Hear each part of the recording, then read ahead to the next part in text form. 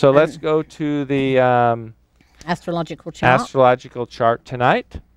It's interesting because Marco Brown, this is the chart, his chart. He was born during actual wartime, even though it was 1951.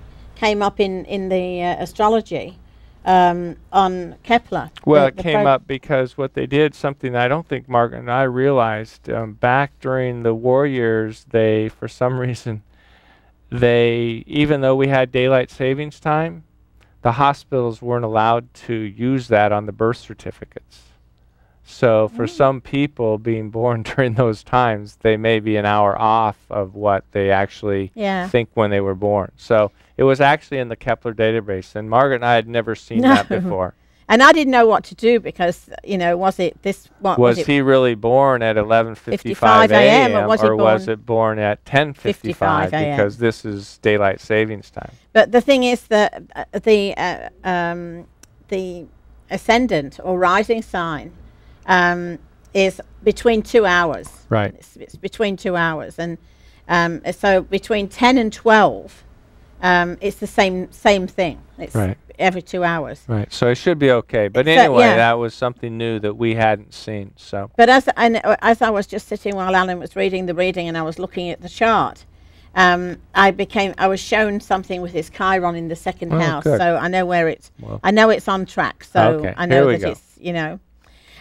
We always start with the first house and work our way round through to the 12th house. Then we touch the ascendant, and then we touch the midheaven. For this gentleman, he has nothing in the first house. His first house is empty. So he has nothing to learn about ego, and he has nothing to learn about things like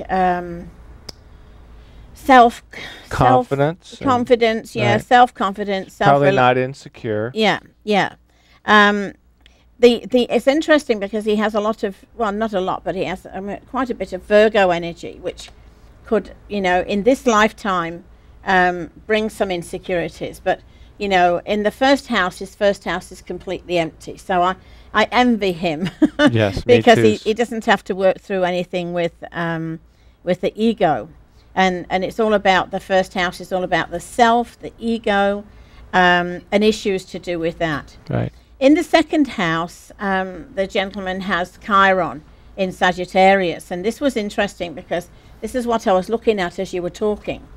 And his Chiron is related to the deep wounded healing that he has. And it's all connected to assets and to money, financial. And I was shown that he was swindled in a past lifetime very badly. And it's really left a very bad taste in his mouth over money. He may be frightened of investing money. He may be, or not frightened so much, but concerned about giving his money to anybody, if he has any, and could be keeping himself in poverty consciousness because of that past life energy. His lesson in the second house is to learn to let go of any fear, to learn to let go of any concerns over money, and to allow the money to flow, allow the energy to flow. And if it does, he's going to do very, very well. And he's also, it's in the sign of Sagittarius, which is all about freedom. Yes. So he will get his freedom, but otherwise he'll be in bondage to the poverty consciousness. And the past. Right. In the third house, he has his North Node. Now, the third house is all about communications and brothers and sisters. And the North Node shows us where we are going. And, of course, he is into the communications area. He may have issues to do with his brothers and sisters. I wouldn't know till I asked him. But the third house is a very nice house for the North Node to be in, because it takes you into a whole new world of communications. And he may, in the past, have not communicated very well. This is in past lifetimes. But in this lifetime, he's actually could write a very good book as well. So I would encourage him to do that if he could. And he's also got that the North Node in the sign of Pisces, which is very the spiritual. doorway between this world and the next. Right. So his ability to write, which when we get to the 5th house, his creativity in the moon, he could probably write some pretty emotional stuff. Yeah. And he, you know, he is a channel. He can channel the book. I mean, if he wanted to. The 4th house, which is home and family, and also can be real estate issues, is empty. So, you know, there's nothing he has to learn there. If you have nothing in a house, it doesn't mean to say there's something wrong with you. It means to say, thank God you've learned the lessons of that house and you don't have to come back and do it again. And the whole purpose of our birth chart is to work through the houses where we actually have issues and where we have planets and where we have signs, to enable us to clear those houses and to move on from that energy. Yeah, the thing is, as Margaret says, just to expound on that, the one thing that you realize is that again, remember the planets and the zodiac move through the houses your whole life. So while you may not come back, like he has no issues around home and family and the material, if you will, throughout his life, the planets will still come through and transit that 4th house. So he will be tested, but they shouldn't be hard lessons unless he allows them to be there, because he's already learned them in a past life. He's already moved past that. But again, the transits is what everybody gets to deal with, all the houses and all the signs of the zodiac through your whole life. And as they hit the natal house, right, there really are some lessons to learn and things that we need to grow through in those houses. Right. The 5th house is the house of creativity, and it's the house of children.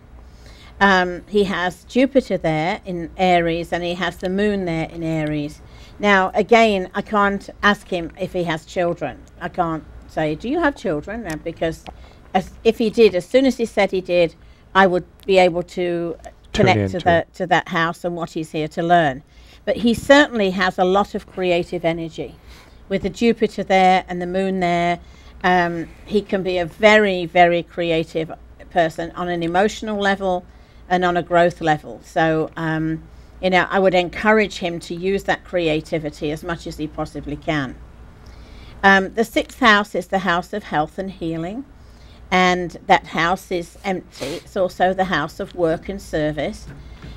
People that have 6th house planets, 6th house energy, often do a lot of work for free, often do a lot of work for less money than they are worth, and often do healing as well. They have lessons to learn from the healing because they have planets in that house. A lot of public servants. Yes, a lot of public servants. I would say the same. The 7th house, again, is empty.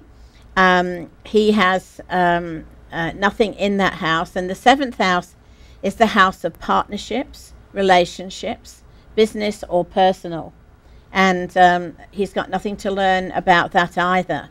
But that doesn't mean to say that in this lifetime, if he doesn't deal with that, if he's not kind to people, and he treats people in a negative way, he could come back again with something in that house. It's all about keeping the balance of keeping himself detached on an emotional level from 7th house issues, marriage, partnership, relationships, business relationships.